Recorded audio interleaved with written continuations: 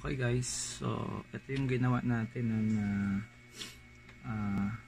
electric server controller, no? So na kung saan ito ay konektado sa ating server database, then nakokontrol niya yung mga ilaw, which is pwede nating lagyan siya ng relay or triac para makontrol yung ating mga devices, no, like ventilador, mga ilaw at iba pang mga appliances. So ito, meron tayong LED controller kung saan ayan. So then maganda dito, nalalaman pa kung naka-on ba yung ilaw nyo kasi naka-connected yun sa server, no? So kahit saan tayo pumunta, malalaman natin kung naiwan ko atang bukas yung ilaw. So check nyo lang sa apps, then malalaman nyo kung naka-on or naka-off. So tulad niya, naka-off siya, so patay ang ilaw.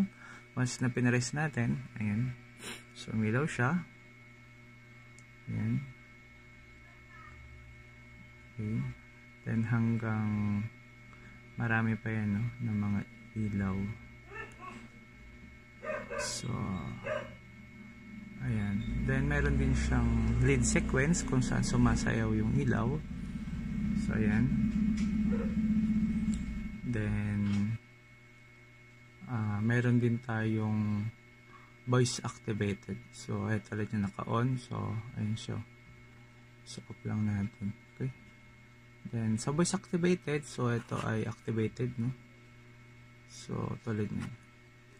Turn on L1.